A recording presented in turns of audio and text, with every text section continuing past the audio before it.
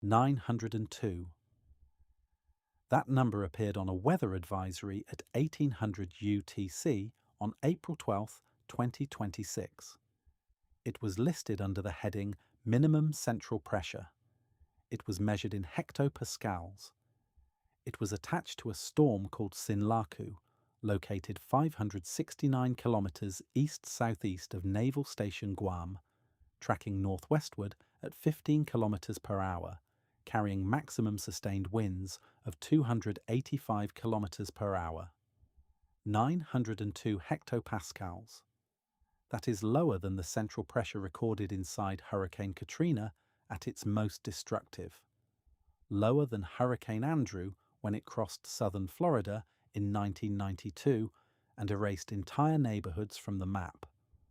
Lower than both of the super typhoons that struck the island of Guam in 1997 and 2002 and left the entire territory without electricity for weeks.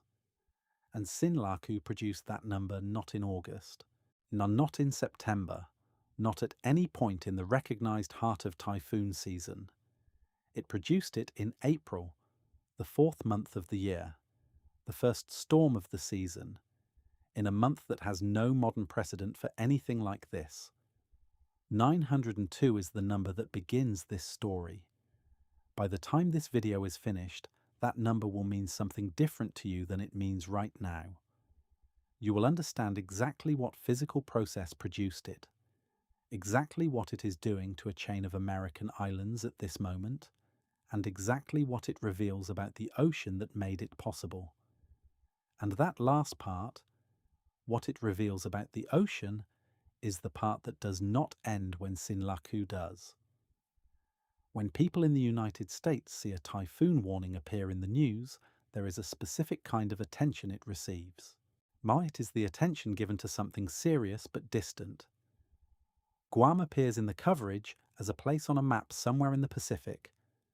American soil, American citizens, but geographically so removed from the continental United States that the emotional register of the coverage carries a certain detachment. The track maps show a spiral. The advisory colours show red. The reporters mention evacuation orders and emergency preparations. The story has a familiar shape, and the shape is accurate as far as it goes. Guam is a real place with 153,000 residents and a military presence that includes the only deep-draft US naval port between Pearl Harbor and the Philippines. The Northern Mariana Islands, Saipan, Tinian, Rota, are US territories with a combined civilian population of more than 50,000 people. These are not abstract statistics on a Pacific weather map. They are communities with specific infrastructures, specific vulnerabilities, and a collective memory of exactly what happens when a major typhoon arrives. The familiar story ends there.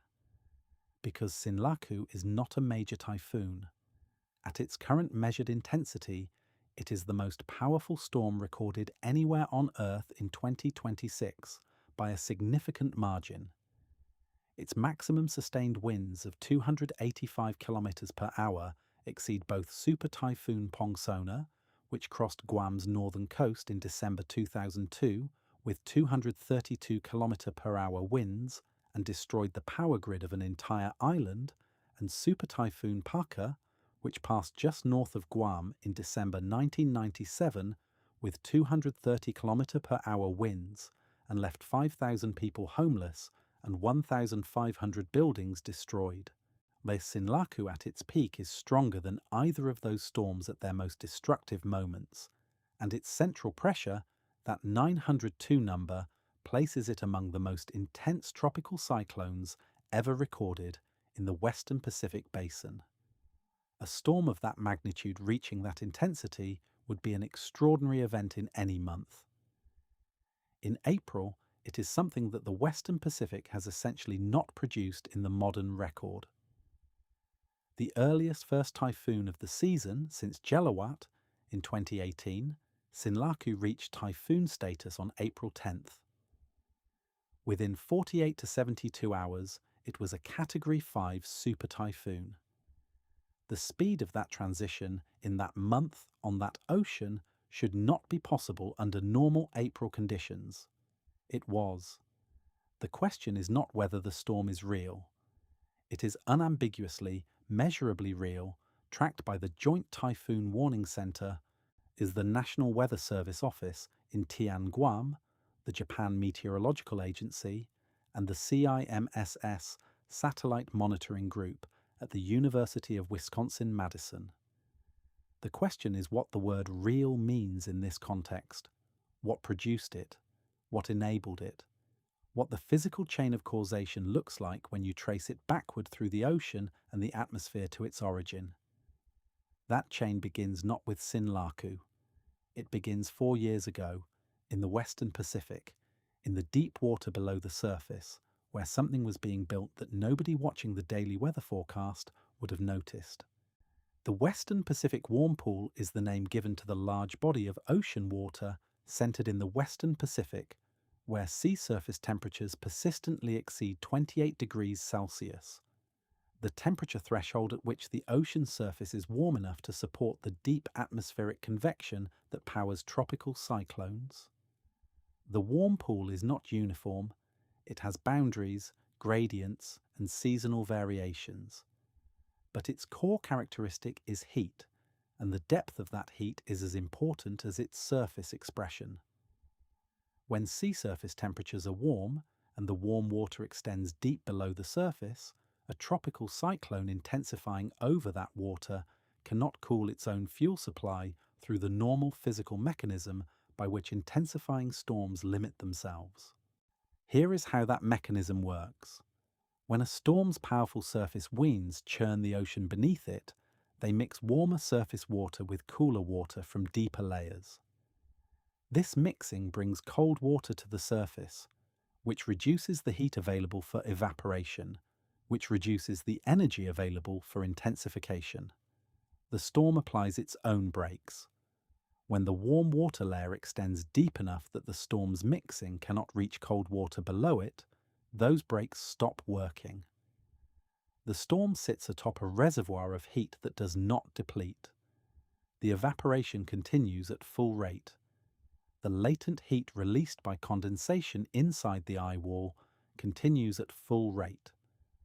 The pressure gradient between the eye and the surrounding atmosphere continues deepening.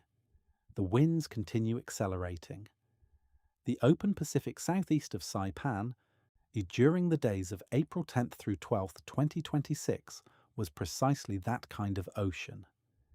Sea surface temperatures above the climatological baseline for April. A warm water column extending to depths that Sinlaku's own circulation winds could not overcome. An effectively unlimited fuel supply. The second ingredient was silence. In the atmosphere above a developing tropical cyclone, the presence of wind shear, the difference in speed and direction between winds at different altitude levels, is the most powerful constraint on intensification. High shear physically tilts the storm's vertical structure. The warm core that powers the pressure gradient gets offset from the center of circulation. The deep organized convection in the eye wall gets disrupted. The warm air that should be trapped inside the storm and concentrated at its center gets vented sideways. The engine misfires. In the environment where Sinlaku was intensifying, vertical wind shear measured at approximately 5 to 10 knots. For tropical cyclone intensification, that is functionally zero. The atmosphere above the storm was still. The eye wall could build vertically, symmetrically, without any structural disruption from the flow aloft. There was nothing pulling the warm core out of alignment. Above that, in the upper troposphere, where the storm's circulation must exhaust its heat outward to maintain the pressure gradient that drives the intensification, Sinlaku had access to a clear and well-organized outflow channel. Think of this as the storm's exhaust system. Warm air rises through the eye wall, releases its latent heat. One must escape outward at altitude. If that escape route is blocked, the storm chokes on its own warm air and weakens. If it is clear and efficient, The outward flow maintains the low-level inflow that feeds the system, and the engine runs clean. Sinlaku had all three simultaneously: the warm, deep ocean providing unlimited fuel, the near-zero shear allowing a perfectly symmetric, vertically aligned structure, the clear outflow channel allowing efficient venting, the CIMSS automated intensity estimation system, the deep multispectral intensity of TCS estimator, which the Joint Typhoon Warning Center uses as one of its operational tools, tracked the intensification in real time.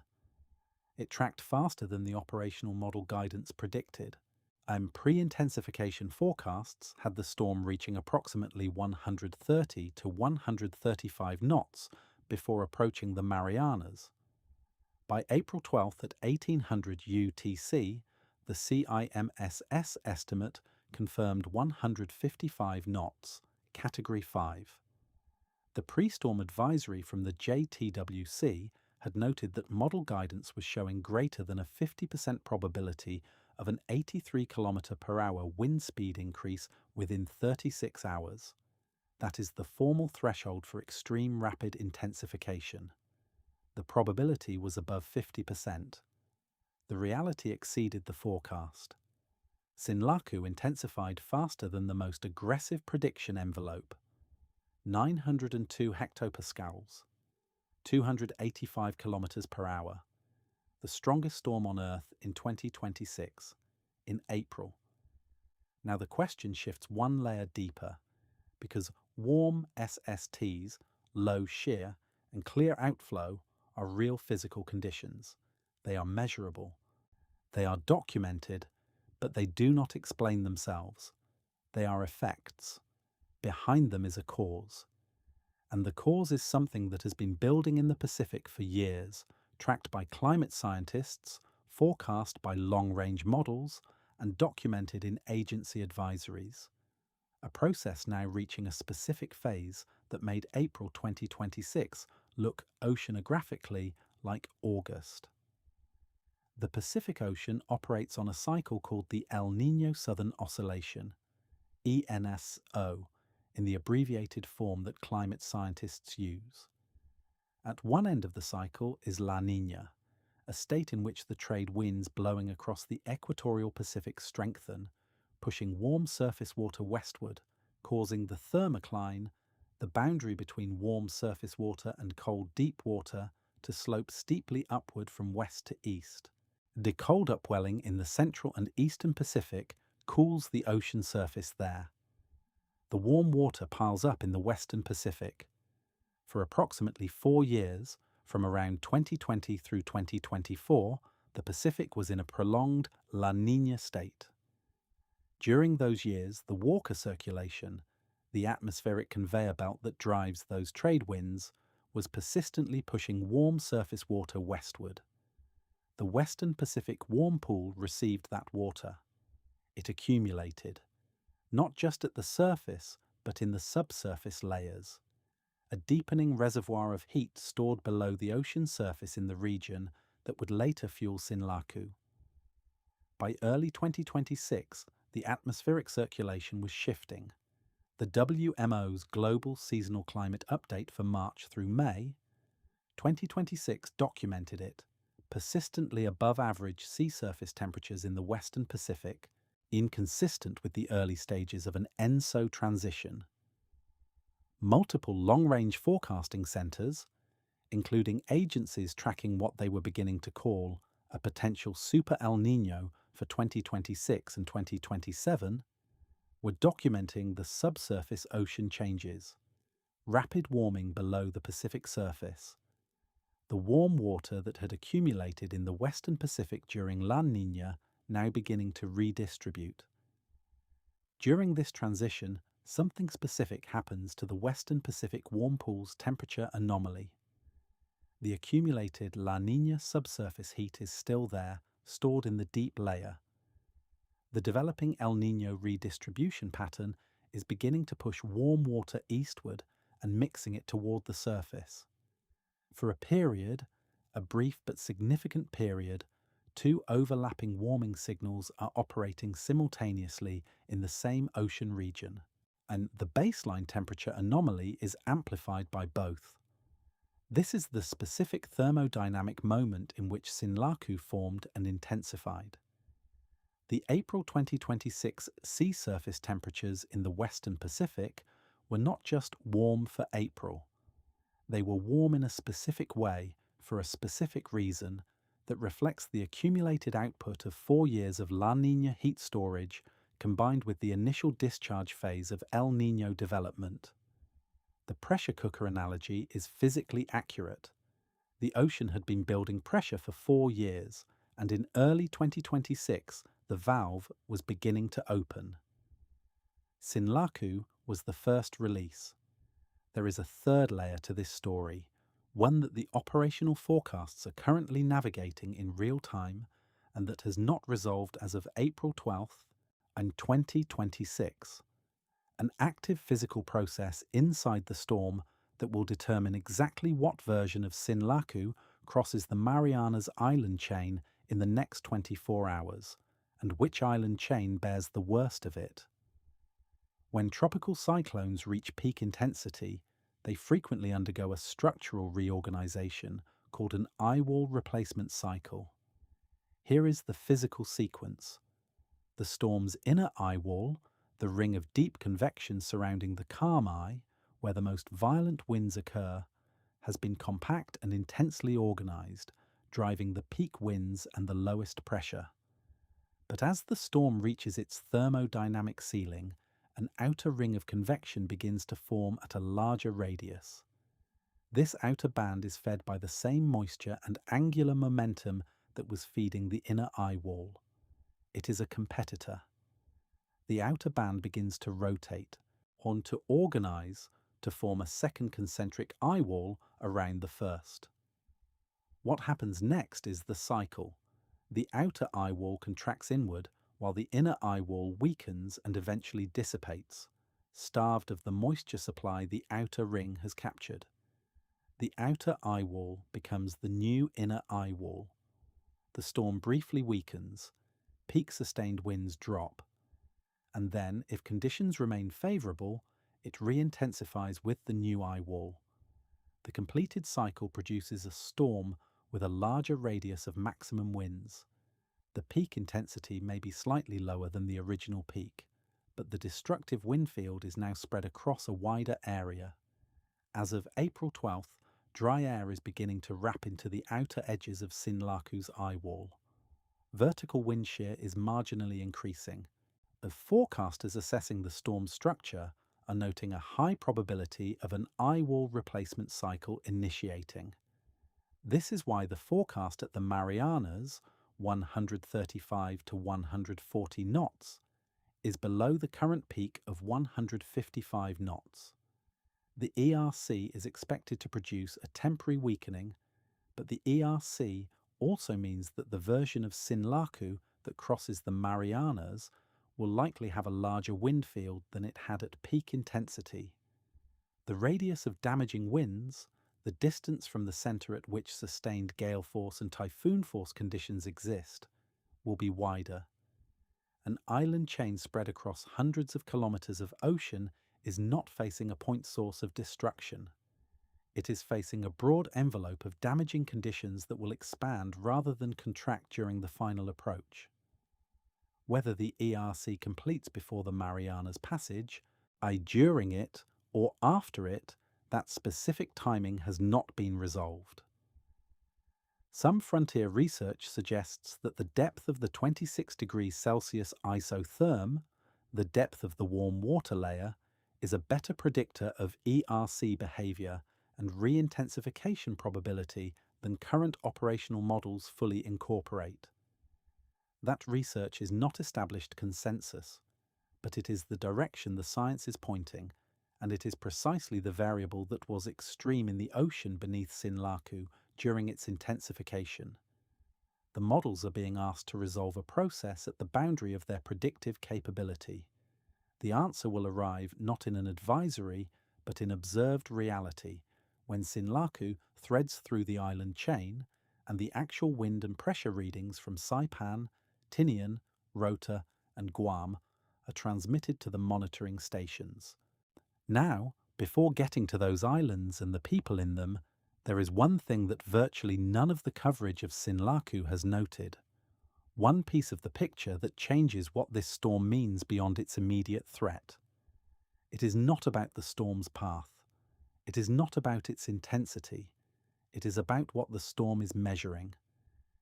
If the Western Pacific warm pool in April 2026 is already thermodynamically capable of producing a 155-knot Category 5 super typhoon, if the ocean is already operating in April at the temperature and heat content that normally only appears in August and September, then the August through October peak of the 2026 typhoon season will unfold on an ocean that is warmer still. Seasonal heating in the Western Pacific peaks in late summer. The SST anomaly that exists right now, in April, it will be added to by months of solar radiation. The deep warm water layer that refused to cool itself during Sinlaku's intensification will be deeper and warmer in September. The conditions that produced Sinlaku are not the worst conditions the Pacific will offer in 2026. They are the April conditions.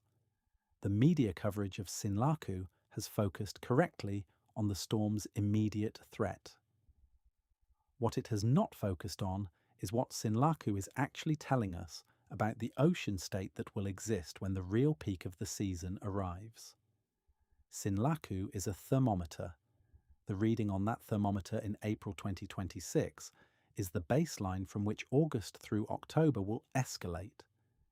What the baseline tells us is that the ocean has already changed, not as a forecast, not as a model projection, as a measurement, a real one, taken right now, by a Category 5 storm that formed in a month when Category 5 storms have not formed before. And Sinlaku is not the only thing active in the Pacific right now. The developing El Niño, the same physical process that explains the ocean heat anomaly that powered Sinlaku's rapid intensification, is simultaneously being tracked as a major seasonal development by every global weather agency. The WMO's Global Seasonal Climate Update for March through May 2026 documents it. Multiple long-range forecasting centres are flagging the potential for what they are calling a Super El Niño in 2026 and 2027. This is not a parallel story that happens to be occurring at the same time as Sinlaku. The warm SSTs, the deep heat content, the favourable shear environment, these are the same physical phenomenon as El Niño development, and Sinlaku did not form during El Niño development. Sinlaku formed because of El Niño development. The distinction matters. It means the conditions that enabled this storm are not isolated to this week. They are an ongoing and developing state. The second concurrent development is the 2026 Western Pacific typhoon season's early start. Sinlaku is the season's first named storm, and it is the earliest first typhoon of the season since Jelawat in 2018. El Niño years in the historical record show a specific shift in Western Pacific typhoon behavior. Formation tends to shift eastward and poleward, increasing the frequency and intensity of threats to the Marianas Island chain and the Central Pacific. The developing 2026 Super El Niño, if it follows its forecast trajectory, should amplify that track shift. The system-level implication, the one that emergency managers and infrastructure planners are not yet fully accounting for, is this. Emergency response capacity is linear. It does not scale with the pace of an active season. The Guam Power Authority, the island's hospitals, the CNMI's already limited infrastructure. These systems recover from a major typhoon strike over months, not weeks, months. If the 2026 season produces multiple major threats to the Marianas at the same time that recovery from Sinlaku is still underway, The recovery capacity that would normally absorb a second event is not available. A second strike on a damaged infrastructure is not twice as damaging. It is categorically different in kind. 206,000 people across the Marianas Island chain are in Sinlaku's warning zones right now. Those numbers are not abstractions.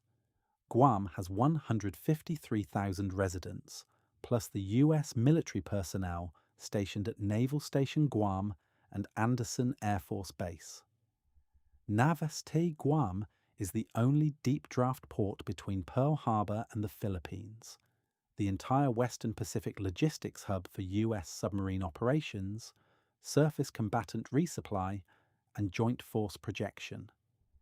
Andersen Air Force Base is a critical node for air refueling and strategic airlift across the Pacific Theater. Even under a tropical storm scenario, the current expected outcome for Guam, both facilities face operational pauses as winds reach gale force and the storm bands arrive. But the current track places the typhoon's worst conditions not over Guam, but over the northern Marianas. Saipan, with approximately 47,000 residents. Tinian, with approximately 3,100. Rota, with approximately 2,500, positioned between the track's projected passage and Guam, facing significant uncertainty about which side of the eye wall it will experience. Super Typhoon Pongsona made landfall on Guam's northern coast on December 8, 2002. It crossed with an eye wall 65 kilometers wide. It produced wind gusts peaking at 285 kilometers per hour, the same as Sinlaku's current sustained winds. When Pongsona cleared the island, the entire Guam Power Authority grid was down. Approximately 1,300 houses were destroyed outright. The island operated without power for weeks. Recovery stretched across months. Super Typhoon Paka crossed 8 kilometers north of Guam's northern tip on December 16, 1997, with sustained winds of 230 kilometers per hour. Approximately 1,500 buildings were destroyed. 10,000 more were damaged. 5,000 people were left without homes. Complete island-wide power failure. Both storms struck Guam, the larger, better equipped, more resilient of the island chain's members. Sinlaku is projected to bring typhoon force conditions to Saipan and Tinian, which do not have the same infrastructure capacity as Guam. The power systems on the northern Mariana Islands are less robust than Guam's Guam Power Authority. The hospitals have smaller generator fuel reserves. The communications infrastructure has less redundancy. What happens when power goes out in a tropical island territory is not just darkness. It is a cascade. The water distribution system that relies on electric pumps stops working. The wastewater treatment system that relies on those same pumps stops working. Hospitals shift to generator power, but generators run on fuel. And fuel requires resupply, and resupply requires open airports and navigable roads. The cell towers that run on backup batteries lose power within 24 to 48 hours if commercial power is not restored. The fuel distribution system itself runs on electric pumps at every distribution point. These are not independent failures. Each one is a stage in a cascade that begins the moment the primary power grid goes down. In Pongsona's aftermath on Guam in 2002, power restoration took weeks. On the northern Marianas in 2026, with a storm of equivalent or greater intensity, the same cascade is the expected outcome. Rainfall forecasts through Thursday for this event: 15 to 20 inches for Guam and Rota, 8 to 15 inches for Saipan and Tinian. At 15 to 20 inches, flash flooding across the island terrain is near certain. To storm surge, the dome of ocean water pushed ahead of the storm by its winds, will compound inundation of low-lying coastal areas. The northern Marianas have limited coastal elevation relief in their most densely populated zones. There is not a high ridge to absorb storm surge on Tinian's coastal developments. There is not high ground easily accessible from Saipan's waterfront. The Red Cross has pre-positioned more than 100 disaster relief volunteers across the island chain. The US Coast Guard is positioned for post-storm search and rescue operations. Guam's legislature passed emergency funding in anticipation of the damage. The CNMI declared a state of emergency. Guam is in condition of readiness too. Government non-essential services closed, emergency shelters open. These preparations are real and competent. They are done by people who have lived through Pongsona and Parker and understand with personal experience what this category of storm does. The preparation is not insufficient because of incompetence. It is confronting the limits of what preparation can do against a storm of this magnitude. Now for what the models are working through right now that has no comfortable answer. There is a reversal embedded in Sinlaku that the scientific community is actively trying to understand. April used to mean something specific in the Western Pacific. It meant the ocean was cooler. It meant shear conditions were less favourable for organised convection. It meant the steering environments were more likely to push forming systems away from the Marianas or to prevent them from intensifying to dangerous levels in the first place. Now, April was a month with an implicit safety assumption baked into it. Not guaranteed safety, but a climatological baseline that made super typhoons functionally impossible. Sinlaku has operationally invalidated that assumption, not as a theoretical projection, as a measurement, as a documented event with a pressure reading of 902 hectopascals and a maximum sustained wind speed of 285 km per hour in the fourth month of 2026. The specific scientific questions that this reversal has opened, questions that are being actively investigated and that will not be resolved before the storm reaches the Marianas, are these. The track remains uncertain within a cone that spans roughly 100 to 150 kilometers of latitude. Inside that cone, scenarios range from the projected track between Rota and Tinian to a scenario in which the core shifts southward and the eye wall crosses Guam directly. This is not a failure of meteorological modelling. It is the fundamental chaotic limit of atmospheric prediction at 24 to 36-hour range. The JTWC advisory acknowledges this explicitly. The difference between those scenarios, for the 153,000 people of Guam versus the 50,000 people of the Northern Marianas, is the difference between tropical storm impacts and catastrophic super typhoon impacts. The eye wall replacement cycle that is likely in progress will determine the spatial footprint of the most damaging winds.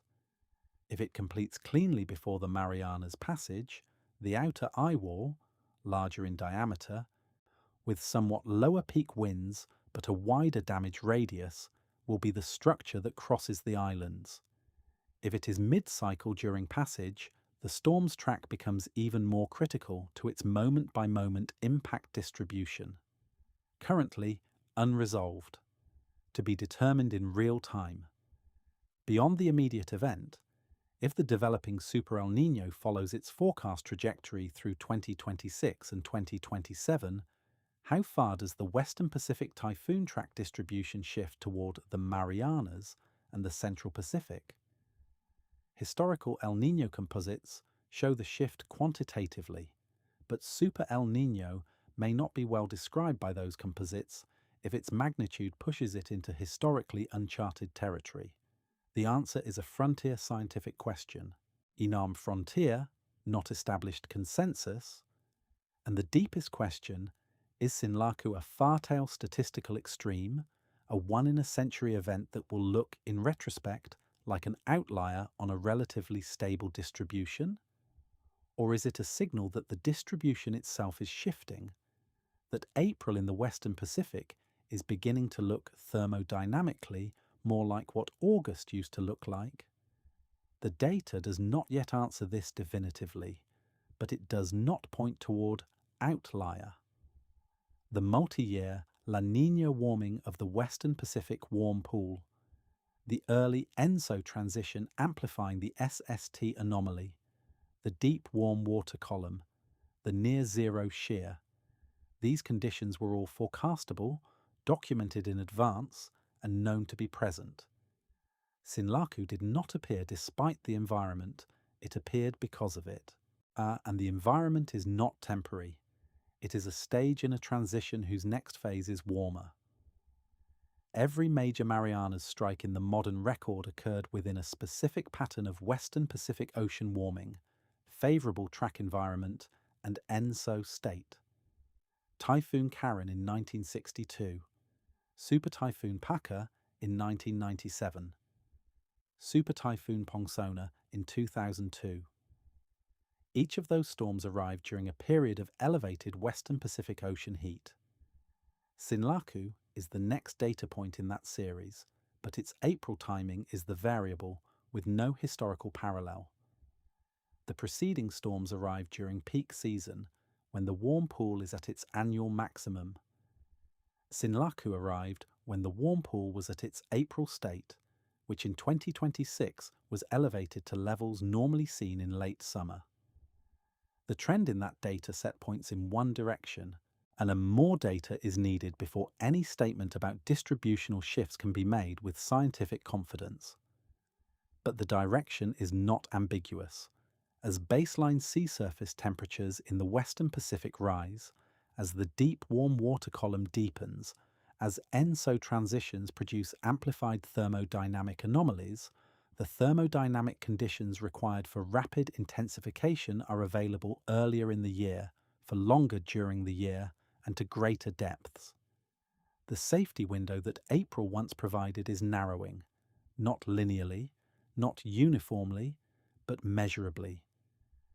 This is what the scientists watching the 2026 Western Pacific season are tracking, not just whether Sinlaku will make a direct hit, but what Sinlaku's April existence tells them about what peak season will look like on an ocean that is already producing Category 5 storms before the season has officially begun. The question this evidence has produced is not rhetorical. It is the most important question raised by everything documented in this video. If the Western Pacific warm pool is already, in April 2026, operating at thermodynamic levels normally associated with August and September, if the threshold required to support rapid intensification to Category 5 has already been crossed in the fourth month of the year, then what does the actual peak season bring? What do August and September look like on an ocean that is, right now, already beyond its April baseline by factors that will only amplify over the next 5 months of solar heating? Are the Marianas, Guam, and the broader Western Pacific Island nations and territories with infrastructure designed for the historical frequency and severity of typhoon threats, prepared for a year in which the conditions Sinlaku demonstrated are not the exception but the standard? There is no comfortable answer to that question. The science does not provide one. The data points toward a direction without supplying a resolution. 902. The number that opened this video is now earned. The 902 hectopascals at the center of Super Typhoon Sinlaku on April 12, 2026 is not mysterious. It is the output of 4 years of La Niña heat stored in the Western Pacific warm pool. It is the product of an ENSO transition releasing that stored energy at the precise moment a developing storm passed over it with near zero wind shear and a clear outflow channel. It is the result of physical conditions that were documented, forecast, and present. Not a random extreme that emerged from nowhere, but the specific and predictable consequence of a specific state of the Pacific Ocean. Guam is bracing for tropical storm force winds and 15 to 20 inches of rain. The Northern Mariana Islands, Saipan, Tinian, Rota, are under typhoon warnings, facing sustained winds that will do to their power grids and their infrastructure what Pongsona did to Guam's in 2002. More than 206,000 people across the island chain are in the path of a storm that has no precedent for its April timing, and the ocean beneath that storm is warmer than it was when any of the comparison storms formed. Warmer than it was in December 1997 when Parker struck. Warmer than it was in December 2002 when Pongsona crossed. Warmer in April 2026 than it has been at this time of year in any other April in the modern instrumental record. And that ocean is not done. The season that just produced the strongest storm on Earth in its very first named storm, in April, before peak season, before the water is as warm as it gets, that season has months left in it. The season hasn't started yet,